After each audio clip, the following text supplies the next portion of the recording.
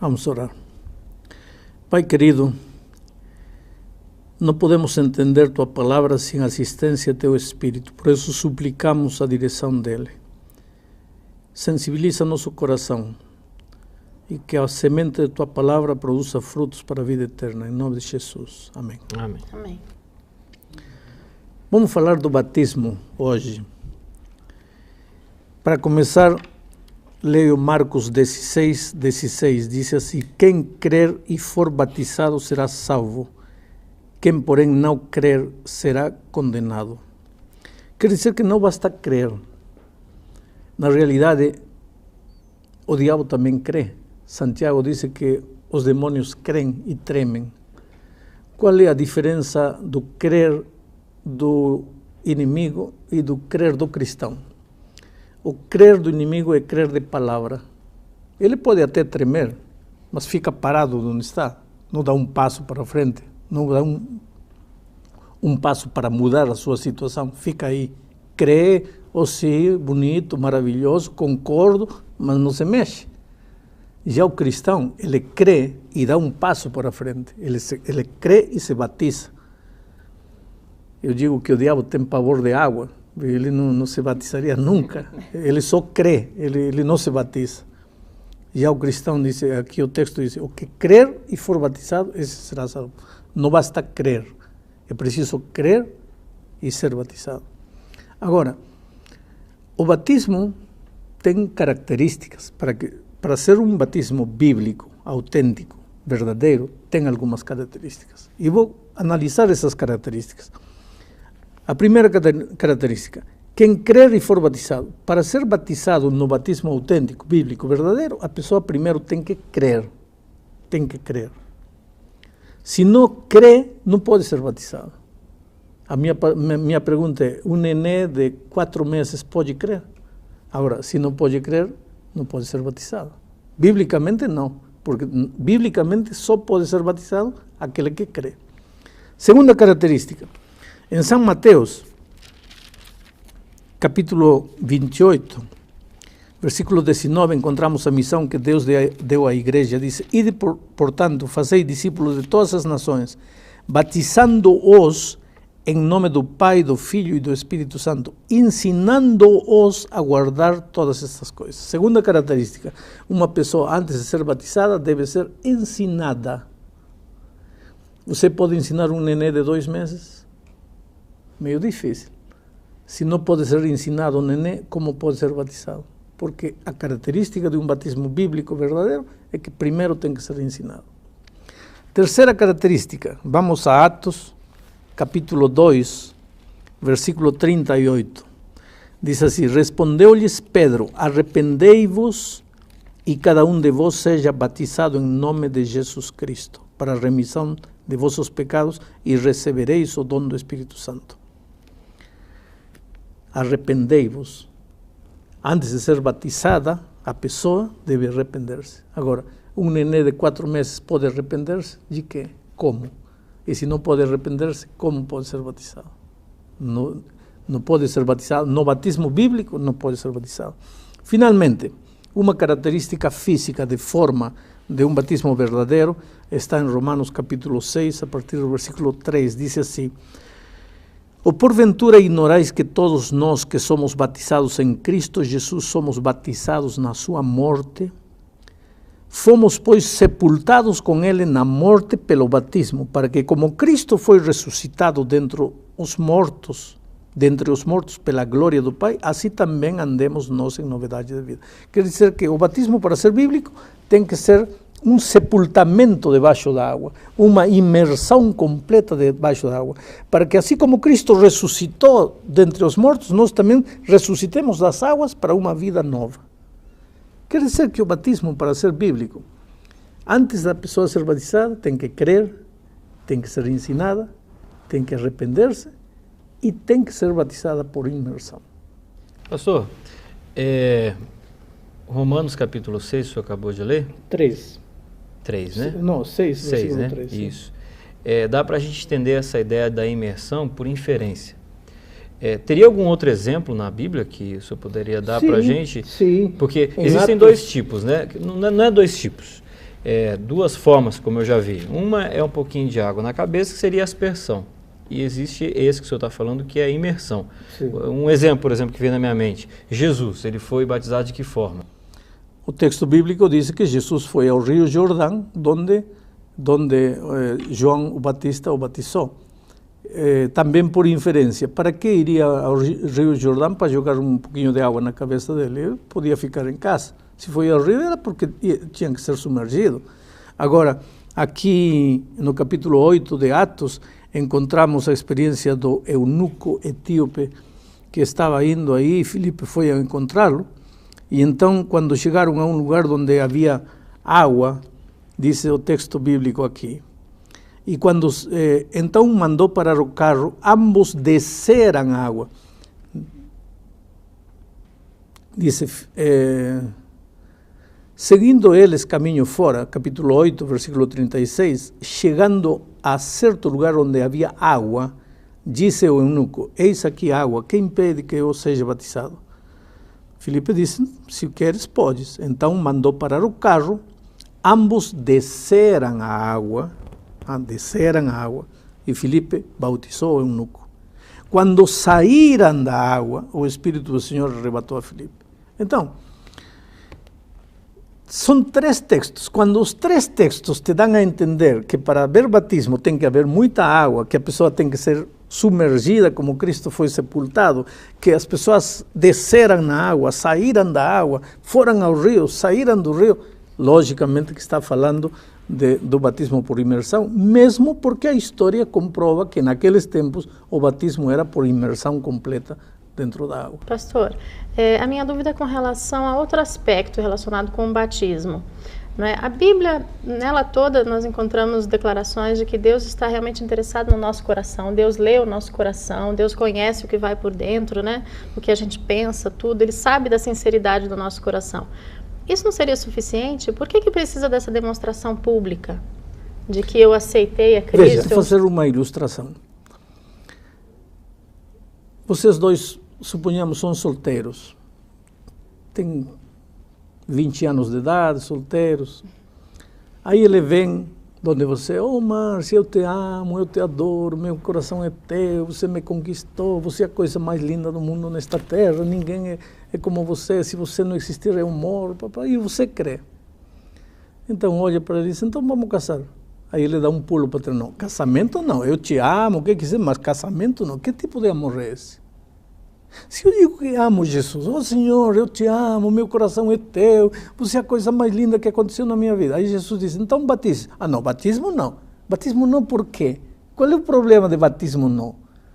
Qual é o problema do batismo? As pessoas que não querem se batizar, não é porque o amor basta, não é porque o amor é suficiente, é porque não querem compromisso.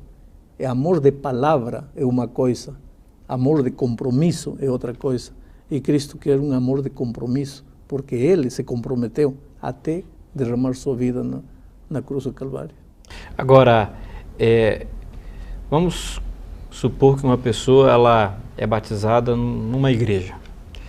Esse batismo, ele vale para sempre ou de repente ela muda de igreja, chega numa outra igreja, ela tem que ser batizada novamente ou não precisa? Não, eu diria, você foi batizado. Analise, o seu batismo é um batismo bíblico, autêntico, verdadeiro ou não é? Porque, vou te fazer um exemplo, eu tenho no meu bolso aqui uma nota de R$50. E eu cuido com muito carinho, porque R$50, eu posso comprar uma pizza, enfim, até um par de sapatos eu acho que dá para comprar com R$50, está aí com carinho, bonitinha, todo. Aí um dia, começo a estudar com um grupo de amigos e eles me dizem, vou te mostrar as características de uma nota de R$50 verdadeira. Primeira característica, tal, eu não tenho.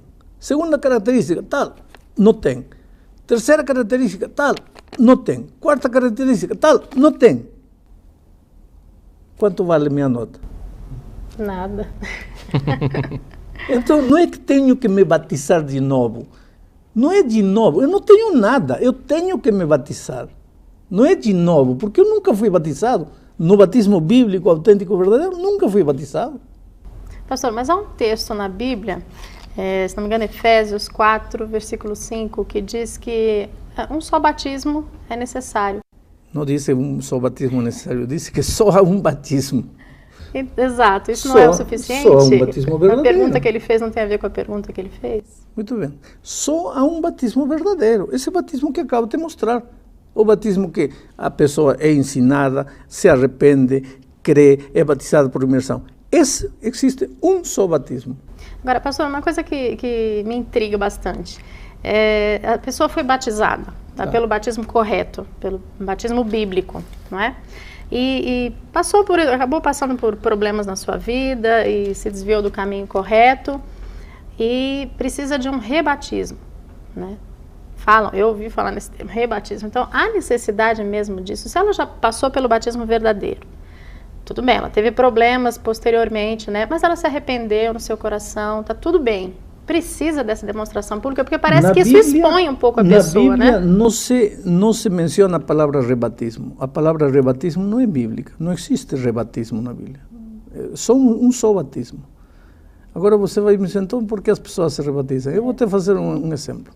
Você está casada. Vamos dizer que você se separa do esposo, se divorcia. Ele vai por bem, você vai por seu canto, separados, divorciados. Aí um dia chegam à conclusão de que erraram se divorciando, porque vocês se amam, descobrem que se amam. Aí voltam a se procurar. E aí, vão casar ou vão recasar? Me diz, vai recasar ou vai casar? Casar, né? Lógico, porque não existe recasamento. É igual. Se uma pessoa vai a Cristo, se batiza, tudo bem, maravilhoso, aí um dia sai e vive uma vida perdida, aí um dia quer voltar, vai batizar ou vai rebatizar? Não existe. A vida passada é vida passada, coisas boas, coisas más é passado. Nasceu de novo em Cristo, vai se batizar. Existe um só batismo. O batismo que é quando você entrega a vida a Cristo. Nada mais. Pastor, vamos supor que eu chego agora numa igreja, estou convencido que preciso me batizar. Eu posso entrar na primeira igreja e me batizar ali? É assim? Ou tem que fazer alguma coisa? Eu preciso ter alguma atitude anterior ao batismo? Ou é realmente só chegar na igreja e falar assim, eu quero me batizar? Para você se batizar, precisa reconhecer que é um pecador, confessar seus pecados, arrepender-se de seus pecados, e arrependimento envolve sentir dor pelo que você fez e afastar-se daquilo que você fez. E está pronto para ser batizado.